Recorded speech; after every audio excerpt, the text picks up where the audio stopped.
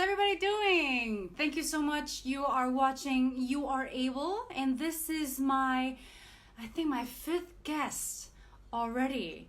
Hey, Wave Rider. How are you? Thank you so much. Marcus! Hey, Marcus! Oh my gosh, long time no see. How are you? Oh my goodness. Thank you so much for being live. Hey, Wave Rider, how are you? What's your name? You can type it out.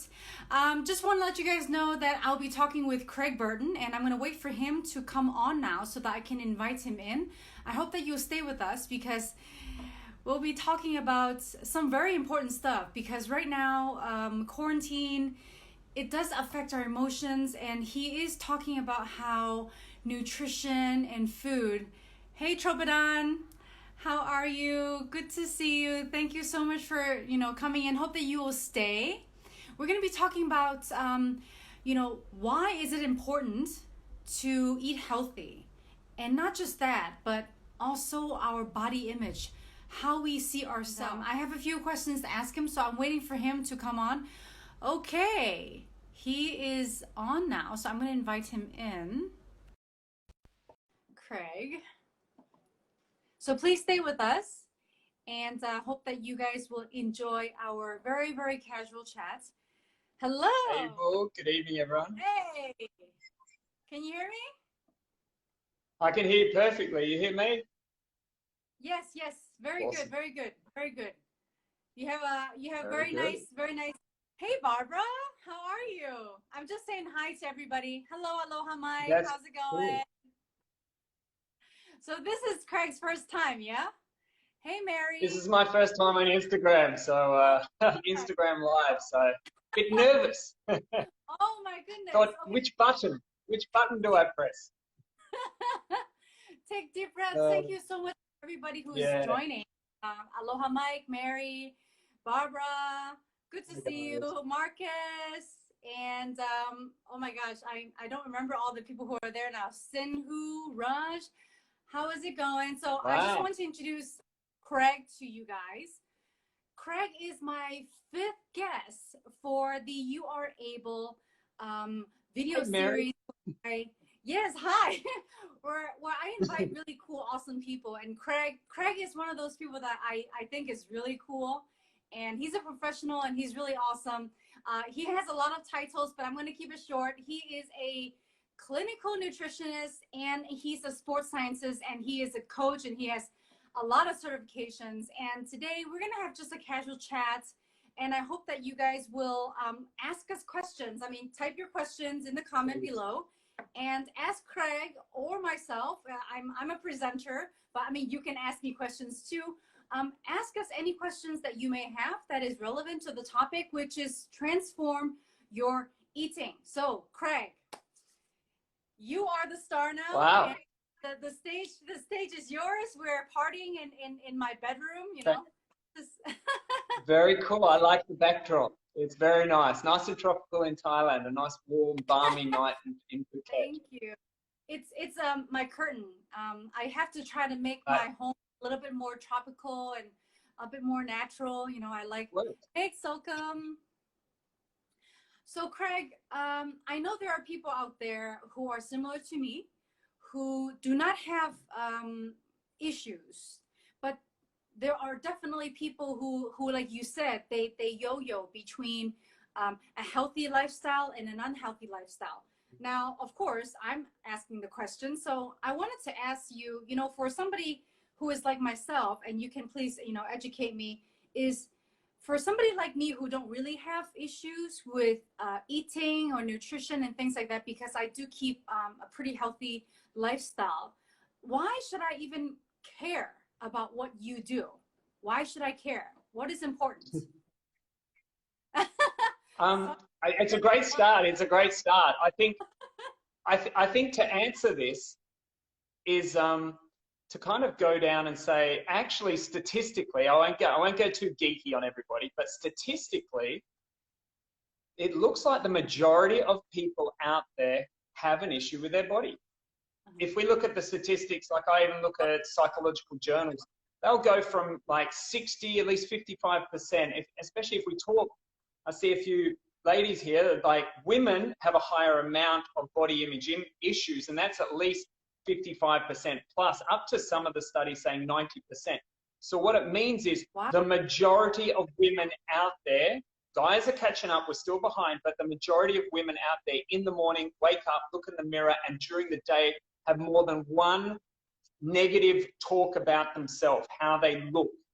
And so see, I think it's awesome. Someone like yourself, Abel, who wakes up in the morning and says, let's do it, and I feel good, and I got good energy, and that's fantastic. You're in that. Well, I'm assuming that you always come across with good energy and everything like that. So I'm assuming that. But from a body image perspective, there's a lot of people struggling.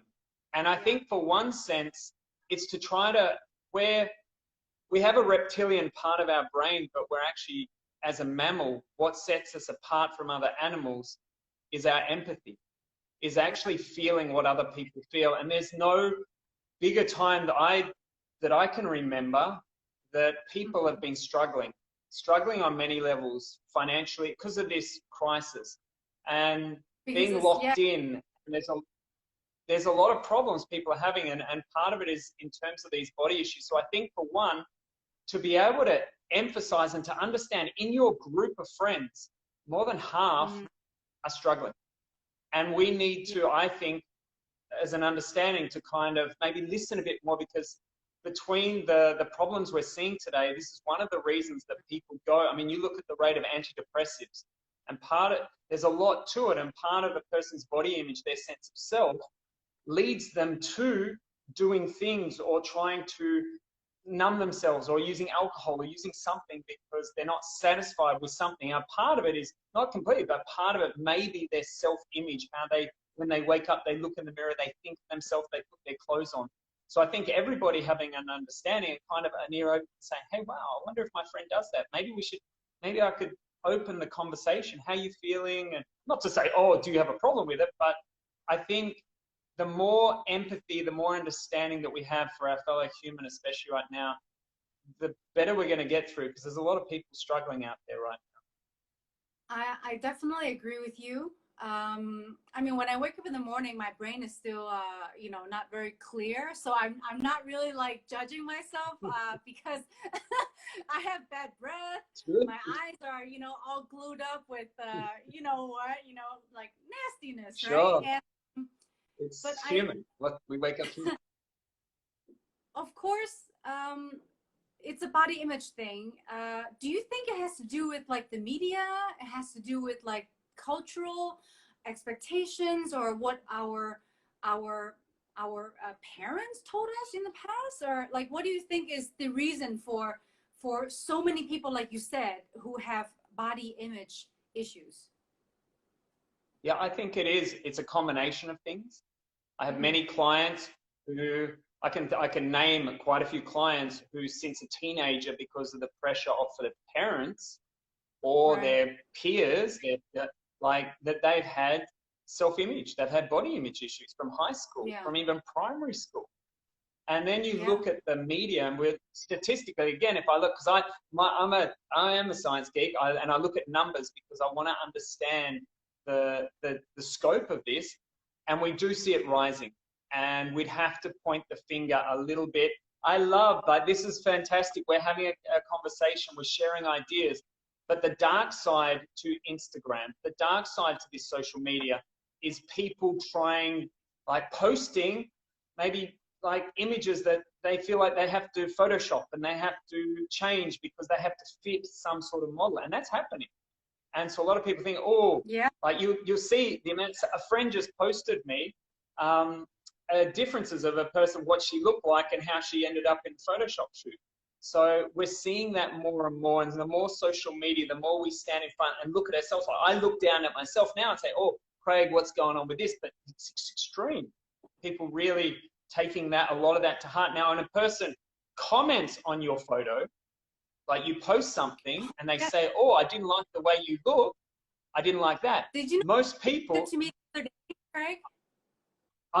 I saw your post, and I think, it's absolutely not. You look at you and you know that you're fit and healthy, but two, say if you weren't at your ideal weight as someone, whatever that's called, whatever that means. Say if someone did think, but how rude, how can a person today, and I think your comment about what a superficial jerk. I mean, I would have loved to have thrown a few like harsher words. I think you handled it very well, but that's happening a lot. And either we call it bullying or whatever, but it's terrible. Yeah. Yeah.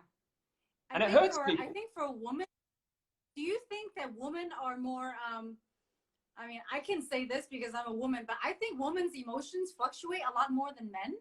And we are more reactive, I guess, to people's words. I mean, because I know I am, and I know like my husband is a lot less, he's a lot calmer. But for a woman, like you said, with statistics wise, we have a higher, why are you laughing? We have you said there's more women who have body image issues. Sure. Sorry, I was going to say I should ask my wife for that question. I'll ask her instead of me. Am I more balanced? But I think she would probably say that yes, in terms of that. I think it's always been like, if we look and we trace back as far as possible history-wise, I think we see that women have been more in that mold. The guy can have the belly and the guy can have this. Just as long as he has his status. For a guy, his status, his work, they make him, I can have a belly, but if my job is, there's changing dynamics, but there's still things that sit. So guys are catching up body image wise, but they're still behind. Yeah. And girls emotions, again, we're generalizing.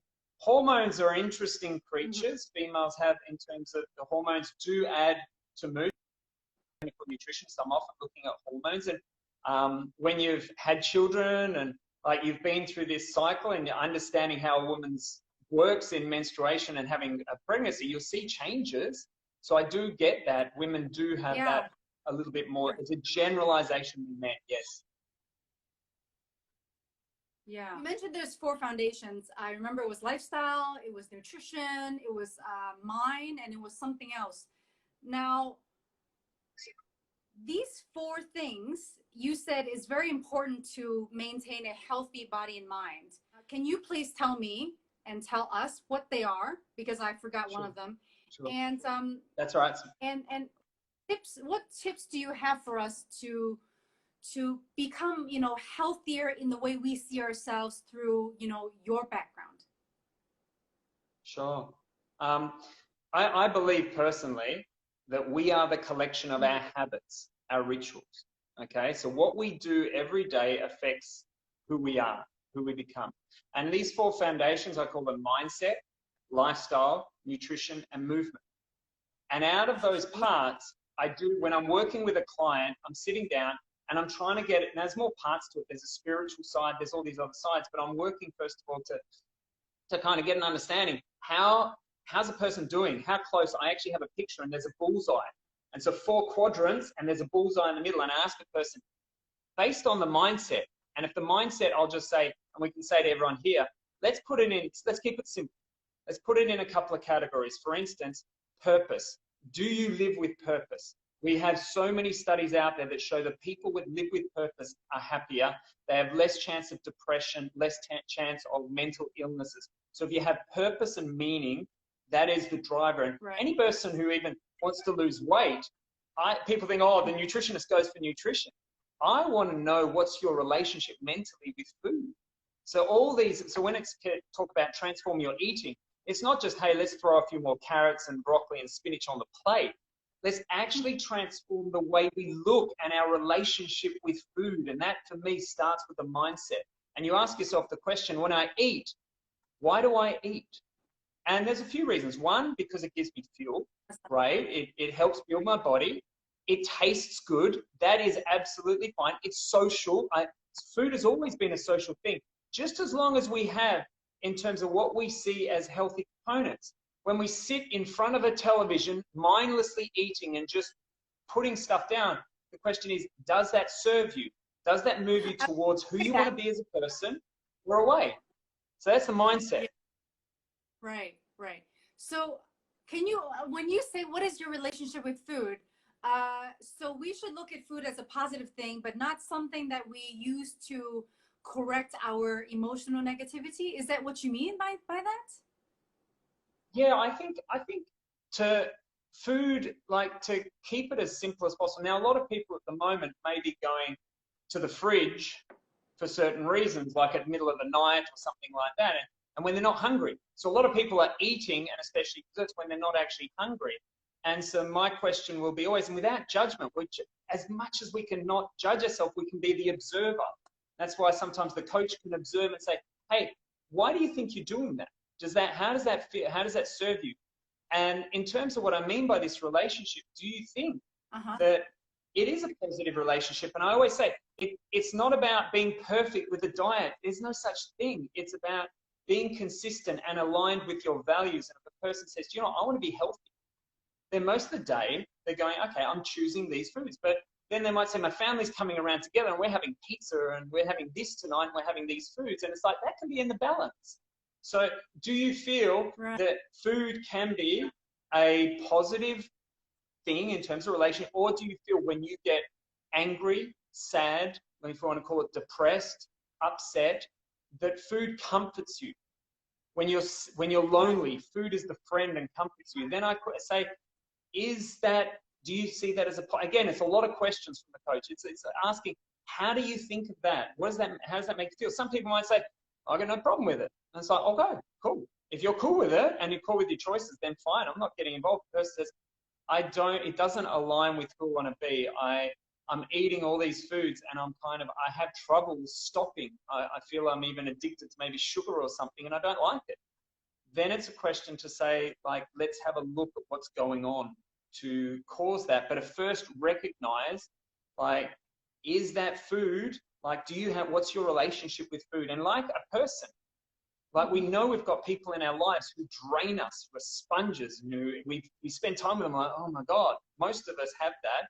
Yeah. And you say, what, if you spend so much time, yeah, you could do it maybe once a week, maybe once a fortnight, but if you do that every single day, what's it going to happen? How's it going to affect you? And so we should ask that question with food too. If you do that every day, what's the result? What's the consequence? Right. Now, for example, like Banez, she says she did a 30-day vegan challenge, and there's so many types of what do you call it? Diets out there. Diets. I never done a diet. I feel really ignorant about this topic. I never done any diets. I eat what I want, but I don't eat when I'm not hungry. Like when I'm full, I stop. Actually, I usually stop when I usually stop before I'm full. But I know that, you know, lots of people, I also eat a lot of ice cream now. Like I eat a lot more ice cream now and chips now than I ever did. Like I never really do ice cream as much as I do now because of like, I am bored. I am definitely more bored than before. And so all these diets, I mean, do they help? I mean, like if you would recommend somebody to do a diet, what would you look at when you look at them? Like how would you recommend somebody for certain types of diet? That's a great question. And I think the first part of the question is to really, let's look at this word diet. A diet is a style of eating. Now, there are calorie restrictive diets like Weight Watchers out there. There are whole foods diets. There are Mediterranean diets. There are vegan diets. There are vegetarian. There are carnivore diet. There's a paleo diet.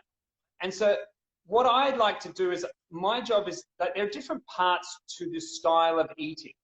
And when a person gets upset about the word diet, I try to remind them, a diet by definition is just how you eat. It's just how you eat. Now, it could be that you think of diet when you think as a negative thing. Well, that's usually because it's very restrictive. It makes you feel bad. So the question is that really what you need? But somebody, I just said, I was on a vegan diet. I ate just plants for a month and I felt great. And I'm like, okay, so you chose a group of foods to explore and to see your reaction. And it's an experiment. and you're mindful, you're in the present, that choosing foods, I say congratulations. I say be aware. Now, for those sort of people to explore how food is, the problem is, if a person does it in that mindset, you'll hear the mindset that I was using. It's like, oh, that's interesting. How does that food affect me? And I'm getting a relationship. I'm understanding things. Now, not for everybody, but for some people to explore it and explore food more, great. They might say, hey, on these foods, I get more energy. I'm like, power to you. The problem comes when we chase the weight and we use a restrictive diet to say, oh, I want to lose weight. I take all these foods out. I restrict myself. I'm hungry all the time. I feel like, but I'm going to push through because I want to lose the weight. When we use the outcome of losing weight and we manipulate the diet, then I see problems. If you use the word diet as an investigation to explore how foods work for you. So for instance, I'm on a modified, I hate this definition, but if a person was to look at how I eat, modified what's called a paleo diet, because I can't eat grains, I'm celiac, and dairy doesn't work for me. So there are certain foods for the last 15 years, like I haven't had a pizza. You've got, oh my God. And I'm like, if I have it, it's like someone sticks a knife into my gut. So that's my diet because that food affects me in this way. And I married a baker's daughter, so I can't have bread. It's the joke. Oh man. Oh, wow. So what I'm trying to say is, very quickly, try not to, when you choose, if you're going to do a diet, a style of eating, think of it as an exploration, not a restriction. Think of it, I'm exploring how food affects me. And if it's a negative expression, meaning you're not feeling better, you're not full and satisfied, then I'd question whether it's worth it going after weight loss with that diet. But if you're doing it as an exploration, this is going to make me feel better, then great. For me, weight loss is a side effect of being really healthy, which is a healthy mind, healthy lifestyle, things like sleep. I'll talk about sleep in a second, but movement and clean food. And you just need to find the right, like in terms of combination. That's the key that makes sense. When you say clean food, what do you mean? What do you mean by that? Clean food. Let's try to think when we go shopping, and what I often do, because I'm a curious guy.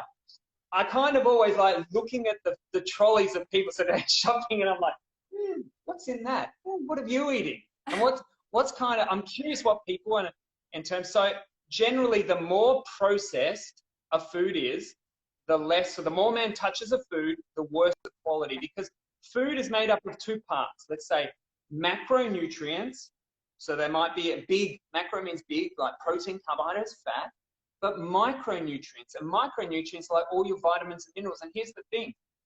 If you're not thinking about nourishing foods, now our whole foods, our foods that are grown, are fresh, haven't been manufactured, done in a lab, they have more micronutrients, and generally, even like the carbohydrates, they're less refined, so they convert to sugar less. So the more they're processed, the more potential problems they cause. And also, every time you have a food, look on the back. If you see all these ingredients in there, then you want to question and say, okay, how close is this to nature? Now, it might be a really cool food, and you might say, I only have this once a week, or I only have this. Sorry? I said most of the time I don't understand the labels in the back. Well, most of the time I don't understand. I think, and that's a problem. Like, you should, someone's saying, I'll eat your pizza. A real true food, what you might aim for instead is aim to fill your trolley with as many single items as possible. Oh, there's some broccoli, there's an egg, there's a nut and seed. If you eat animal products, oh, there's a piece of fish. Oh, there's some, like, putting things in there that you go, I know where that comes from. And then, like I said, you might try to do that. We often talk nutritionists, everyone loves rules, but we might say, try to get 80% real, whole, single foods. And then you might play with the other part. You're like, oh, that food, that, I don't know, that funny processed, it was a donut or something like that. You're like, I feel like that. I don't need to be perfect. I'm not made of glass. I'm not going to suddenly drop dead. And I call it the taste buds. instead of the cheat meals, I don't like the word cheat. Cheating's a pretty mean sort of word, but you might say, I'm eating this food for my taste buds. I don't do it all the time. Oh, well, and when you're eating it, a high sugar food or something that crisps or something like, take your time. You're eating it and actually enjoy every moment. I say that with alcohol, with anything. It's like, enjoy every moment. Be mindful. Be mindful when you eat, because you have a better chance of stopping and actually saying, I feel good enough. Enjoy the experience. Food's an experience. Oh, being mindful when you eat. You're not just stuffing your mouth. Oh my gosh. You're saying so many things. You were saying so many things that I was doing. I just had pizza. I just had a fatty cheeseburger. I just had ice cream yesterday. I mean, I had all that, but I did exercise. But here's the beautiful thing, I feel a little bit. So you got to watch out. You got to watch out for the nutritionists who suddenly feel, oh, should I be doing that? Should I be doing that? What you want to do is come back to and say, how do I feel? And if you say, do you know what? I feel good. How I eat and my body, and I feel good about myself. And I've got to balance my mindset. Again, everyone puts all the pieces are sometimes into nutrition. And so they make nutrition, oh my God, I've got it. They hold it so tight. But then it's like, well, why don't you move a bit more? Go to bed a bit earlier, because you burn your fat when you sleep. And actually people who don't sleep much burn more muscle for fuel than they do fat. So if you get more sleep, you rest, you relax, and your mindset is positive, because when you're stressed, you produce more belly fat. So don't just think about the nutrition. Go have your pizza, go have your things, put it in balance with everything. Balance. That's for me, that's right. the key. And try not to be guilty. How much sleep, how many hours of sleep should an adult have? Minimum? I mean, I like to have a rule to say, like, we have something called a circadian rhythm, which is fancy word for sleep-wake cycle. It's been around since we've been walking this earth.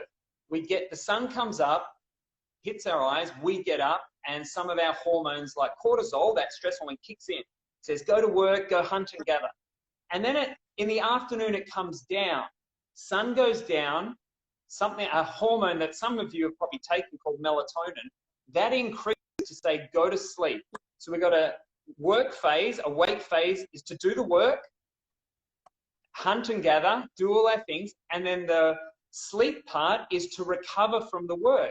And the problem is, if we push it, so to answer your question, I've found people to be the healthiest if they could get to bed earlier and let their body naturally wake up. Now that's like, oh wow, I'd love that opportunity. But I often say, okay, if you want a number, the studies will say between 6 to 8 hours. But I definitely noticed, and I look at it in some studies, and there is something to be said of that old rule you might have heard, that every hour before 12 is worth 2 thereafter. So meaning, if you go to bed at 10 o'clock, it's like 10 to 12, you've got not 4 hours, but they're better hours than going to bed after, partly because of this natural rhythm. And if someone wants to Google sleep-wake cycle circadian rhythm, you'll see it. Sun goes down, our body starts to go into this process. So it's definitely seen it with enough clients that I'm trying to get them to bed earlier. And then people often wake up refreshed, and they might say, okay, get up earlier, go for a walk, go for a run, or do some exercise and get some water into you, and watch how good your energy will feel. Versus person wakes up, they might have gone to bed at 2 a.m., get up they might have said, okay, I get my 6 or 7 hours, I wake up at, I don't know, 9 or 10, but they generally don't feel as good as the person who went to bed earlier. What about people, like, for example, I just had a chat with Sarisa, who is actually, I think she's probably watching. People who are mothers and they cannot have this great sleep because they have to wake up all the time. Like, what is your advice for people like that? Don't put all the eggs in one basket. So I said, don't put it all in nutrition to say, oh my God, nutrition has to be perfect. So I have a lot of flight attendants. people who work for airlines, night shift workers. And that's their reality. Yeah. And mothers getting up every 2-3 hours. That's the reality. So it's like, yeah, Craig, I can't do that. And it's like, that's cool. It's fine. See if you can do the other things. Try maybe with your diet, like if you could eat a little bit more, get more vitamins and minerals out of the diet, meaning more whole food, leafy greens, some colored vegetables, some good proteins and fats. Try to take some time out during the day. There's so much to be said. Maybe you need like that nana nap or that little meditation. Like I'll go down often and I'll do a little relaxation. So get 30 minutes of a relaxation, which puts you in this state. It's basically, don't want to get too complex, but we have two branches of a nervous system. Parasympathetic is rest, digest, heal. It's where we burn most of our fat. And sympathetic is fight or flight. Okay. It's where cortisol kicks in. So some people have heard of cortisol. Fight or run. And when you're in the sleep phase, the relaxation phase, that's parasympathetic. That's where you burn your fat, build your hormones, because it's part hormonally. You rebuild your body. Your nervous system locks in, so memory-wise, all that. You heal your body. So if you can do that during the day, like that's a great start. And that's why, I mean, you look at certain people, even monks or people who meditate regularly, they'll often say, I don't sleep as much. It's like because you're in this parasympathetic state during the day, so if you can be as relaxed as possible. Again, you've got a young child, it's not easy. I've got 2 kids, I know what it's like. But you just say, do you know what, it'll pass. I'm going to do my best. I'm not made of glass. I'm going to try to eat as best I can. I'll get sleep when I can. I'll see if I can have a little rest. And my body is built to heal. It's not built for disease. It's built to heal. So when this passes and the kids grow up, I'm going to get my rest and everything it'll be fine. Just as long as I look after these foundations, just as long as I look at the big picture, not just, oh my God, sleep's bad, or nutrition, I had a pizza and Coke and everything's falling apart. It's like, just stand back from it all. Right. You can't label yourself and be too harsh on yourself as well. Now, man, time just flies. It's already 8:30. This is crazy. I'm going to ask you one last question. And the question is not the question that I send you, because you already answered that. What advice can you give to all of us who will be watching and who's watching now, how to stay healthier during this quarantine time? Is there any types of food that Sure. like I can eat that would kind of keep my emotion a bit more balanced? You know, like what do you recommend for us at this time where life is just so normal? Yeah, I get a lot of questions at the moment about the immune system, first of all. So I'll say a couple of things about that because people fear, obviously, the virus. We look at the studies and we see the studies that say that most of the people hospitalized had low vitamin D, at least half the people. That's the sunshine. So every day, if you can go out and get some sunshine, I see you able down the beach. It's awesome.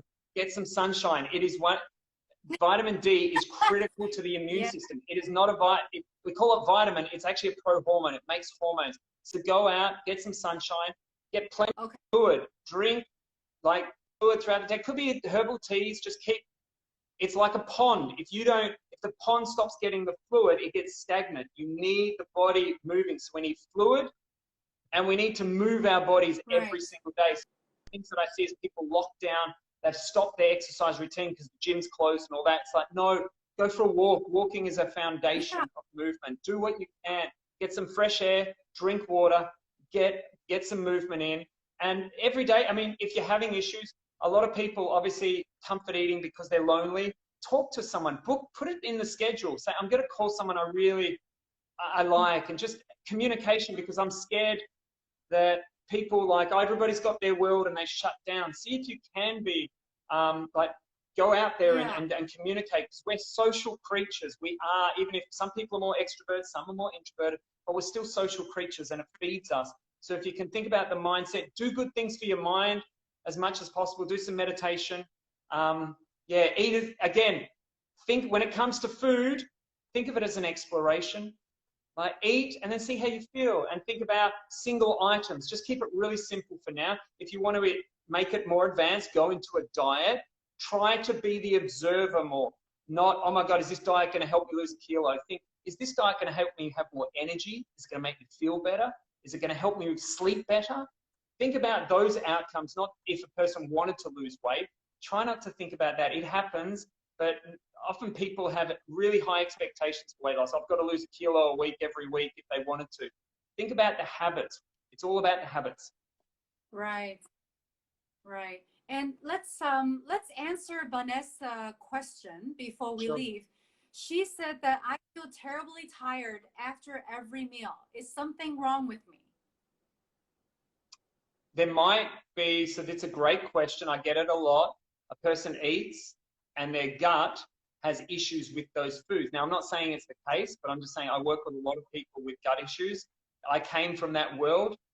I would eat and I'd feel my tired and I'd have digestive, like a lot of pain and things like that. And so when you're eating foods that you are maybe sensitive to, and we're seeing it more and more today, we're seeing a lot more sensitivities. That's why, like in Australian schools, you can't bring nuts in because of the amount of allergies. So we're seeing a lot more allergies to foods, whether it's dairy products or grains or certain foods today. So you want to try to explore different possibilities of food. And maybe it's oats and you're like, oh my God, I might have a problem. So I'll try a different breakfast. Maybe I'll try some form of smoothie. Maybe I'll try different. And again, ask yourself, how do I feel? Do it for a few days. How do I feel? And you're really trying to and have a food diary. Write it down because we forget so easily. I ate this food, and give yourself a scale. 0, no energy, 10, really good energy, and just start trying to collect information. Be a scientist. We call it biohacking. I'm a science project. It sounds so hard. Diary? But here's the thing, Abel. If you don't have that, but here's the thing. If you don't have that issue, don't do it. Don't do it. Don't start playing with diets. Don't do that. But if you have an issue, meaning if you have really poor energy, if you feel bad, then try to investigate it. But if you are feeling great, you feel all that, just keep doing what you're doing. Don't listen to nutritionists or sports scientists. Just do what you do. We've got to individualize things. Okay. Is it okay if anybody who is watching have questions, would you be willing to take their questions privately? Absolutely. Yeah, so absolutely. I've got it. Okay. Yeah. Go and bother this guy. Go and bother him with your questions. I mean, this guy knows so much. You're going to like, gosh, Ava, what did you do? Well, it's around 8:35 and I don't want to go too far because I do record these things and I find that people do tend to lose their the attention. So I just want to say thank you so much.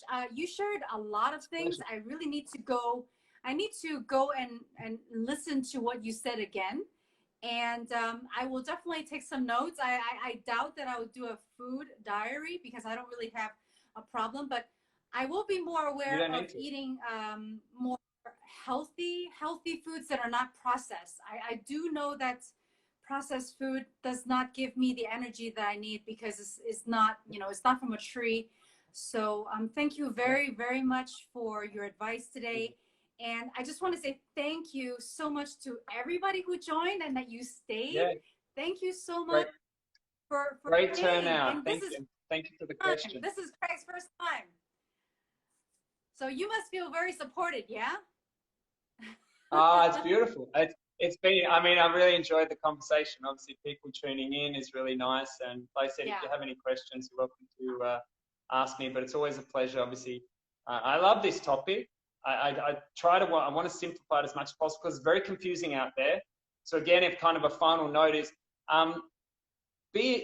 like in terms of yourself, think of yourself. So someone like Abel, it's like you don't have to do it all. And for anyone listening, watch out for all these, what we should be eating and what we should be doing and all that. Keep asking yourself, what's good for me? What makes me feel good? And if you can stick with that and say, okay, I do have a gut problem, I might need to explore, but if not, just keep doing what feels good. I just said ice cream. I'm sorry. Ice cream for dessert. It feels good. In the long term too. In the long term, not just the short term. In the long term. I said that for laughs. It's all right. It's all right. Well, thank you so much once again, Craig. If I have any more questions, maybe I'll invite you again in the future. and we can talk about something else, because I think that what you are doing is very important. It's about, you know, not just the looks, but it's about the healthy mind and also the healthy body. And thank you so much once again to everybody who have joined. Guys, thanks, guys. Thank you for your Stay safe. time. Talk to you later. Cheers. Bye-bye. Bye.